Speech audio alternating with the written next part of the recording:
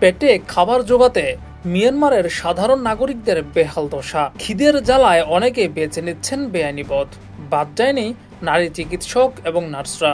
সংসারের জন্য দেহ ব্যবসায় নেমেছেন তাদেরই একাংশ। মার্কিন সংবাদ সংস্থা নিউ ইয়র্ক টাইমসের প্রতিবেদন অনুযায়ী বিগত ৩-৪ বছরে মিয়ানমারে যৌনকর্মীর সংখ্যা কয়েক গুণ বৃদ্ধি পেয়েছে। বেশি আয়ের আশায় এই পথে নামছে নারী চিকিৎসক, নার্স থেকে শুরু করে স্কুল কলেজের শিক্ষিকারা। অধিকাংশই এই কাজ করছেন পেটের দায়ে।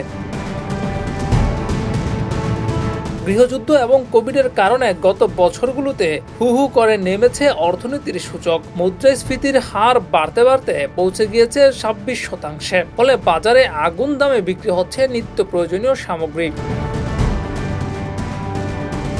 দেশের এই দুর্বিষহ অবস্থার কথা নিউ ইয়র্ক টাইমসের কাছে তুলে ধরেছেন চিকিৎসক হিসেবে ডিগ্রি পাওয়া 26 বছর বয়সী মিয়ানমারের তরুণী মেয়ে। তার কথায় $415 হাতে থাকলে মুহূর্তে তা শেষ হয়ে যাবে। ওই টাকায় আজকাল পানিও পাওয়া যায় না। পরিবারের নিত্যদিনের খরচ চালানোই দায়। আমাদের কাছে রোজগারের একমাত্র রাস্তা হলো ব্যবসা। মিয়ানমারের দ্বিতীয় বৃহত্তম শহর মান্দালয়। এখানে যৌনকর্মীর সংখ্যা উত্তরোত্তর বাড়ছে বলে খবর পাওয়া গেছে। নিউ ইয়র্ক টাইমসকে মেয়ে বলেছেন, আমাদের এখানে দেহ ব্যবসা আইনত সিদ্ধ নয়।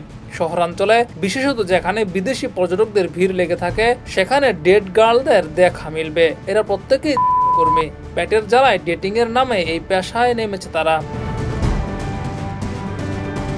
এ ব্যাপারে সংবাদ মাধ্যমের কাছে আরো খোলামেলা কথা বলেছেন 25 বছর বয়সী যার নামের এক তরুণী, যিনি পেশায় একজন নার্স ছিলেন। তার কথায় ব্যবসায় এক রাতে $80 পর্যন্ত উপার্জনের সুযোগ রয়েছে।